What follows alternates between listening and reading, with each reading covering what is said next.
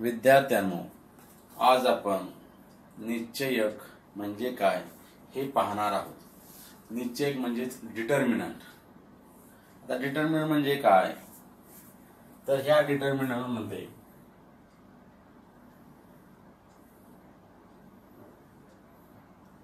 A B C D या चार घटकाचा समावेश होतो। एबीसीडी हे चार घटक आहेत। जर आपण पाहिलं तर उभ्या याला आपण कॉलम असे म्हणतो, म्हणजे तर दोन कॉलम आहेत आणि आडवे म्हणजे रो, असे दोन रो आहेत। तर हा जो डिटर्मिनंट आहे याला आपण 2x2 चा डिटर्मिनंट असं म्हणू शकतो। या निश्चयकाची कोटी 2 आहे, कारण यामध्ये आडव्या 2 ओळी आणि उभ्या 2 ओळी आहेत। तर या निश्चयकाची किंमत आपल्याला काढायची आहे, तर ती कशा पद्धतीने काढली जाते ते आपण पाहणार आहोत। आपण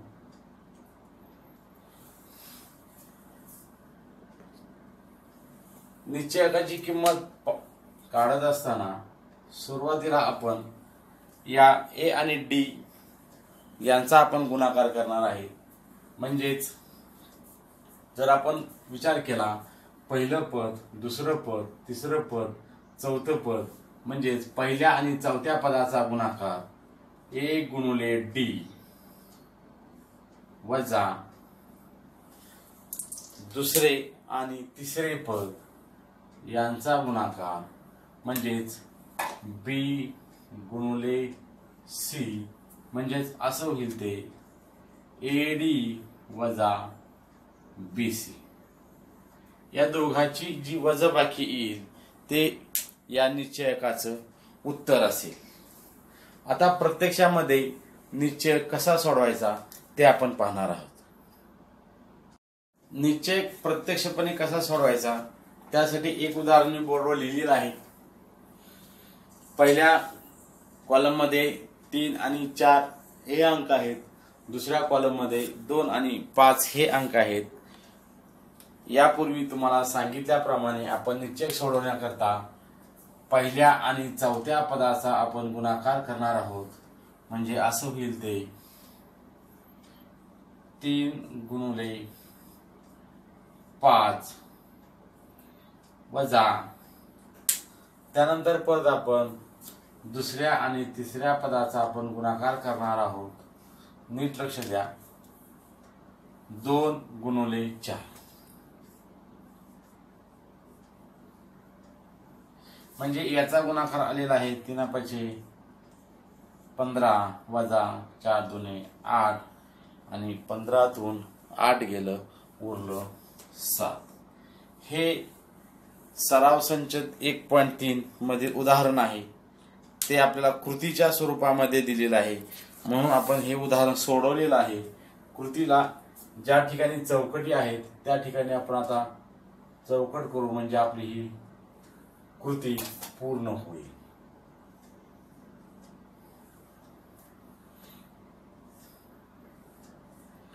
उदाहरण सोडवल्यानंतर सर्व पायऱ्या त्याच्यामध्ये येतात आणि आपली कृती सुद्धा पूर्ण होऊ शकते। अशा प्रकारचं आणखीन एक उदाहरण आपण सोडूया। -1 2 7 4। यापूर्वी तुम्हाला सांगितल्याप्रमाणे सुरुवातीला आपण पहिले पद आणि चौथे पद यांचा आपण गुणाकार करणार आहे।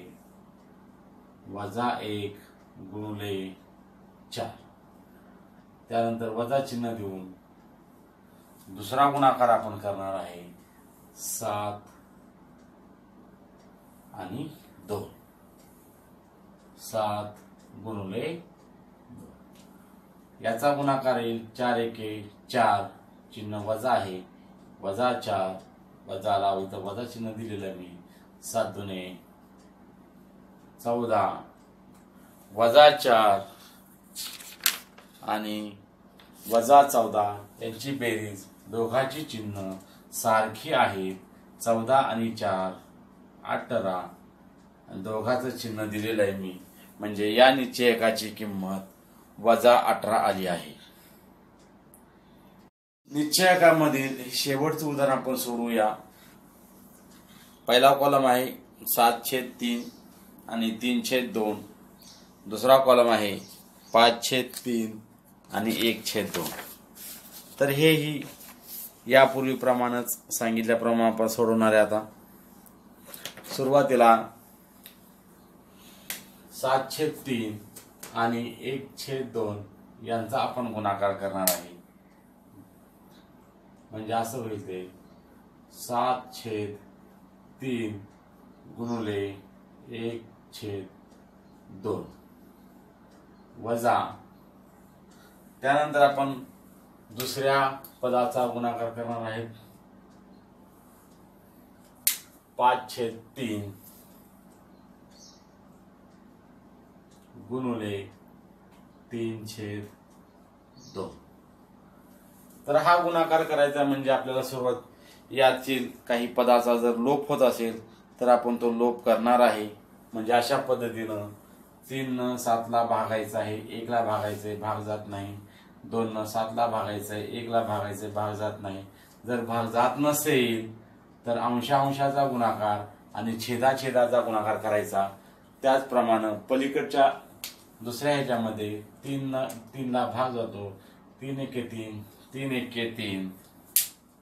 इथं 2 5ला भाग जात नाही म्हणून आपण तिथं भाग घालू शकत नाही. म्हणून इथं होईल 7 एके 7 अंशांशाचा गुणाकार, छेदाछेदाचा गुणाकार 7 एके 7 आणि 3 दोन्ही 6 वजा 5 एके 5 छेद बे एके बे. आता आपण या दोघाची आपल्याला वजाबाकी करायची आहे. वजाबाकी करायची म्हणल्यानंतर आपण आपल्या पद्धतीने सोडवूया.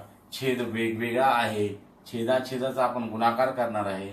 6 दुने 12, 6 दुने 12 आणि त्यानंतर आपण तिरकस गुणाकार करतो.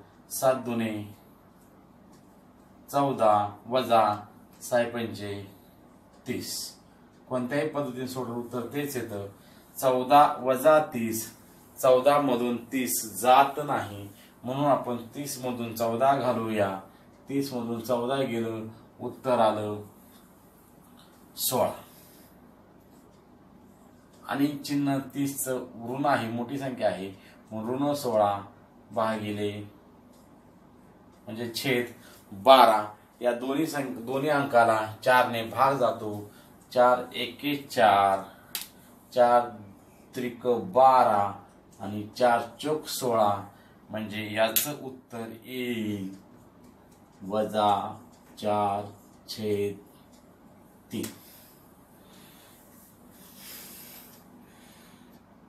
या पुढचा भाग म्हणजे डिटर्मिनंट मेथड.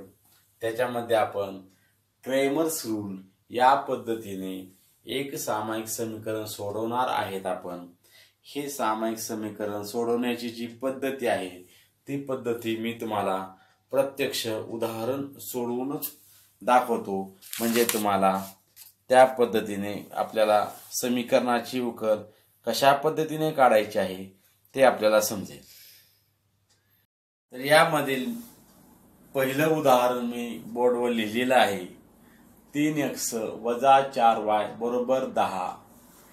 दुसरं समीकरण आहे 4x अधिक 3y बरोबर 5. आता हे जे समीकरण मी लिहिलेलं आहे ते समीकरण ax अधिक by बरोबर c या स्वरूपामध्ये लिहिलेलं आहे. ax अधिक by अधिक c म्हणजे काय, तर याच्यामध्ये जी दोन चल आहेत x आणि y ही चल बरोबरच्या या बाजूला आणि उरलेलं जे स्थिर पद आहे ते बरोबरच्या त्या बाजूला आलं पाहिजे अशा पद्धतीनं या समीकरणाची मांडणी करून घेतलेली आहे. जर तशा पद्धतीमध्ये ते समीकरण नसेल तर ते या पद्धतीमध्ये आपल्याला लिहावं लागेल आणि अशा पद्धतीमध्ये लिहिल्यानंतरच आपल्याला निश्चय म्हणजे क्रॅमर्स रूलच्या सहाय्याने हे समीकरण सोडवायचं आहे. आता हे सोडवत असताना सुरुवातीला आपल्याला डी, dx आणि dy या तीन किमती काढायच्या असतात. डी म्हणजे डिटर्मिनंट, जो काही आपल्याला दिलेला आहे. तर डी म्हणजे काय? डी म्हणजे आपल्याला दिलेल्या कॉलम मध्ये जे x चे सहगुणक आहेत आणि y चे सहगुणक आहेत यांचा आपल्याला गुणाकार करायचा आहे. या इथे x चा सहगुणक 3 आहे आणि 4 आहे. त्याचप्रमाणे दुसऱ्या याच्यामध्ये y चा सहगुणक -4 चिन्हासहित घ्यायचा आहे आणि y चा सहगुणक 3 आहे. सुरुवातीला आपल्याला डी ची किंमत काढायची आहे. आपल्याला डी 3, 4 आणि -4, 3. नीट लक्ष द्या काय केलेलं आहे. डी ची किंमत कशी घेतलेली आहे? डी म्हणजे x चे सहगुणक आणि y चे सहगुणक अशा पद्धतीनं दोन कॉलम मध्ये लिहिलेले आहेत. आता हा जो डी आहे म्हणजे डिटर्मिनंट आहे तो आपण निश्चयकाच्या स्वरूपामध्ये सोडवूया. आपण याच्या पुढेच मी लिहितो म्हणजेच मगाशी सोडवल्याप्रमाणे 3 × 3 म्हणजे अशा प्रकारे या दोघाचा गुणाकार सुरुवातीला आणि त्याच्यानंतर या दोघाचा गुणाकार 3 × 3 वजा 4 × 4. तर आपण बघू आता 3 त्रिके 9 वजा अधिक, नीट लक्ष द्या, वजा अधिक 4 चौक 16 म्हणजे याची किंमत आली 9 आणि 16 यांची बेरीज येते 25. अशा पद्धतीने आपण डी घेतलेला आहे. त्यानंतर दुसरा डिटर्मिनंट आपल्याला पाहायचा आहे तो म्हणजे dx.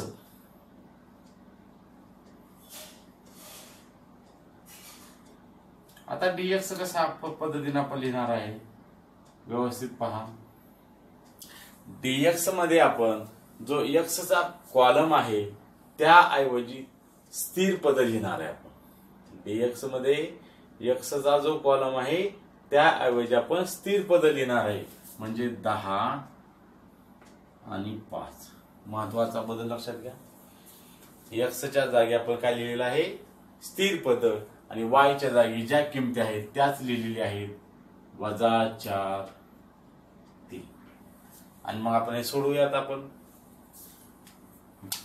सुरुवातीला आपण हा गुणाकार करणार आणि त्यानंतर आपण हा गुणाकार करणार म्हणजे अशा पद्धतीने होईल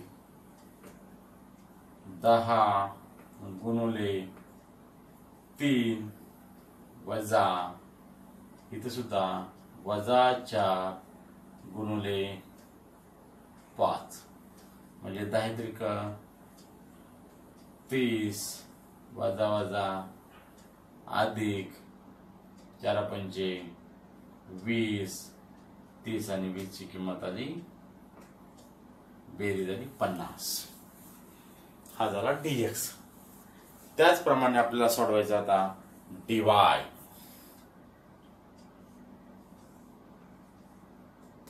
हा dy आता मगाशाप्रमाणे तुमच्या आता लक्षात आला असेल. ज्यावेळेस मी x चा dx लिहिलेला होता, dx म्हणजे x च्या जागी स्थिर पद लिहिलं होतं आणि ह्या y च्या किमती जशाच्या तशा लिहिल्या होत्या. त्याचप्रमाणे आता dy च्या ठिकाणी आपल्याला x च्या किमती आहे अशा लिहून y च्या जागी स्थिर पद लिहायचे आहे. हा बदल लक्षात घ्या. आणि मग प्रमाण आपल्याला सोडवायचं. आपल्याला आता हा गुणाकार सुरुवातीला, हा गुणाकार नंतर म्हणजे असं होईल 3 × 5 वजा 10 × 4 म्हणजे असं होईल 3 5 15 वजा 10 चौक 40 15 वजा 40, 15तून 40 जात नाही, 40 मधून 15 घालू, 25 येईल. मोठी संख्या 40 आहे, तिथं चिन्ह देणार आपण वजा 25. म्हणजे आपल्याकडे आता इथं 3 किमती आलेल्या आहेत. डी ची किंमत आहे 25, dx ची किंमत आहे 50 आणि dy ची किंमत आहे वजा 25. तर आता आपल्याला या समीकरणाच्या उकली शोधायच्या आहेत. तर या समीकरणाच्या ज्या उकली आहेत ही पद्धत आहे क्रेमर्स रूल, म्हणून आपल्याला इथं शब्द लिहावा लागेल बाय क्रेमर्स रूल.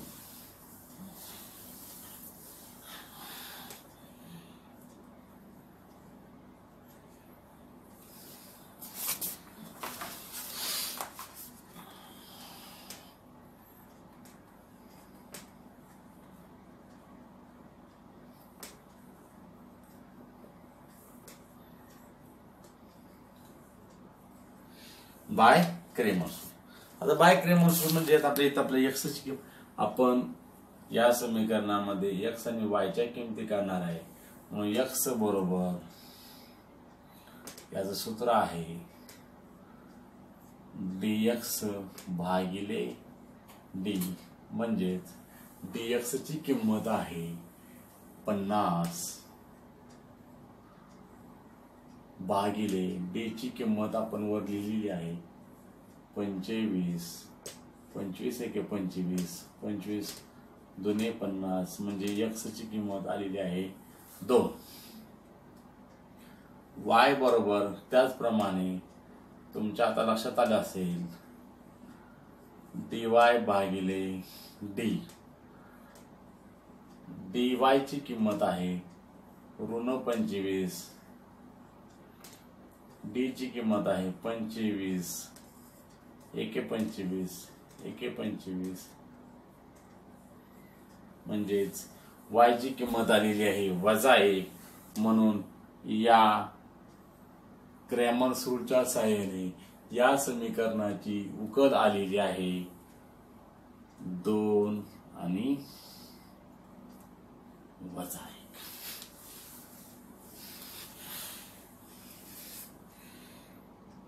या सराव संचामधील आणखीन एक उदाहरण आपण सोडूया. त्या उदाहरणात छेद आहे. आता हे समीकरण त्याच्यामध्ये पहिलं समीकरण दिलेलं आहे 2x अधिक 3y बरोबर 2. दुसरं समीकरण आहे x वजा y छेद 2 बरोबर 1/2. आता हे जे छेदाचं समीकरण आहे जरा मी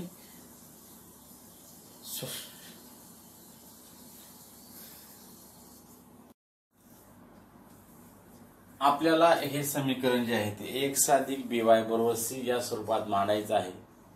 तर पहिलं समीकरण आहे 2x अधिक 3y बरोबर 2 आणि दुसरं समीकरण आहे x वजा y छेद 2 बरोबर 1/2. आता हे समीकरण जरा व्यवस्थित मांडून घेतो मी.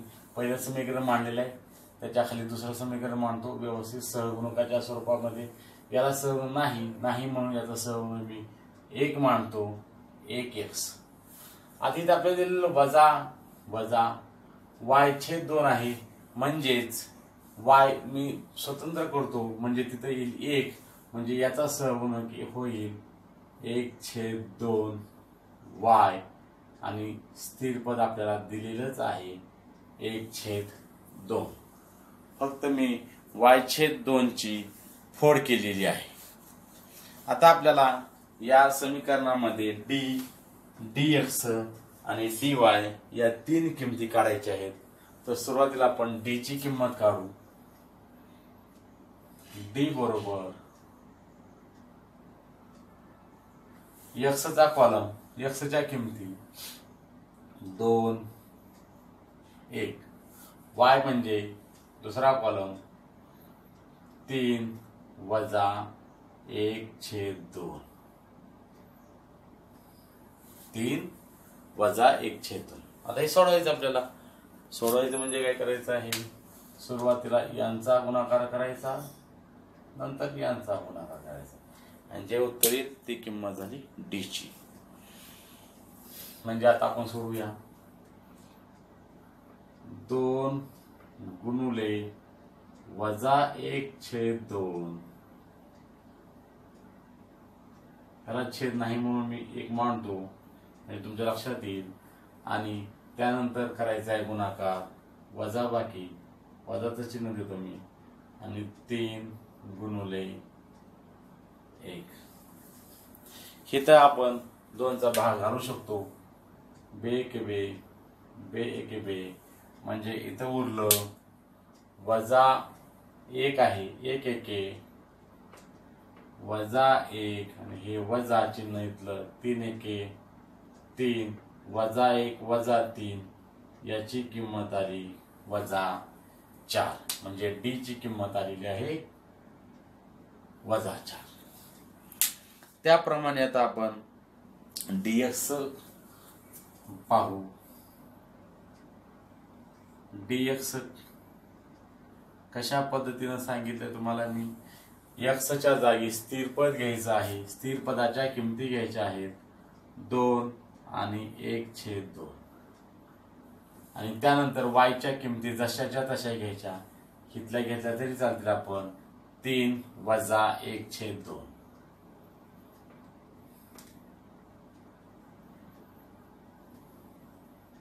सोडवूया आपण तो. 2 गुणुले -1/2. मगाप्रमाणे याला छेद नाही, मग याचा आपण छेद 1 घेऊ आणि वजा चिन्ह देऊन पुढचा लिहू. 3 गुणुले 1/2, म्हणजे इथं भाग जाईल. बे एके बे, बे एके बे, म्हणजे भाग घालवल्यानंतर इथं उत्तर येईल 1 1 1 वजा 1 वजा. इथं सुद्धा तसंच, पण भाग जात नाही म्हणून अंशाचा गुणाकार 3 एके 3, आणि छेदाचा गुणाकार 2 एके 2. व्यवस्थित लक्ष द्या. याला छेद नाही म्हणून मी 1 घेतो छेद. आपल्याला या दोघांची वजाबाकी करायची आहे. वजाबाकी करत असताना छेदाचा आपण गुणाकार करतो. बे एके बे, त्यानंतर तिरकस गुणाकार 2 एके 2, 2 एके 2, वजा आहे -2, इथं चिन्ह वजा आहे वजा 3 एके 3, म्हणजे याची किंमत होईल -2 वजा 3 वजा 5/2, म्हणजेच dx ची किंमत आलेली आहे -5/2. त्याप्रमाणे आता आपण y ची किंमत काढू, म्हणजेच dy चा निश्चेक सोडवू आपण. dy बरोबर सांगितल्याप्रमाणे या इथे आपल्याला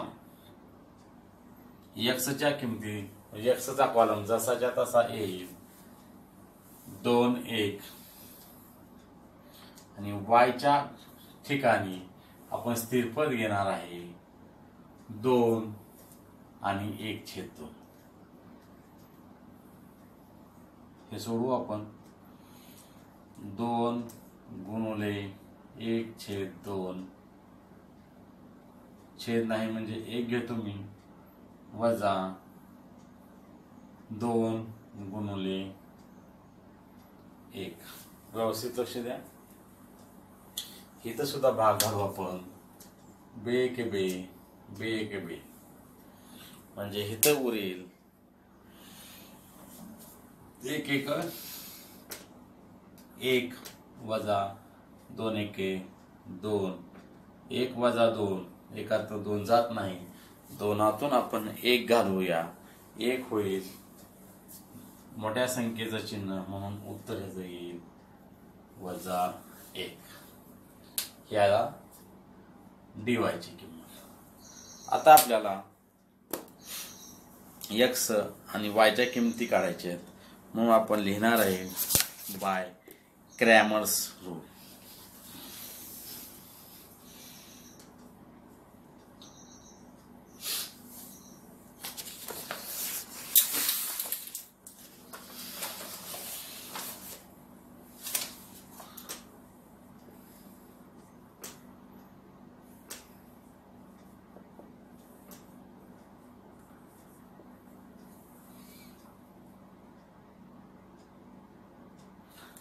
आता आपल्याला किंमत काढायची आहे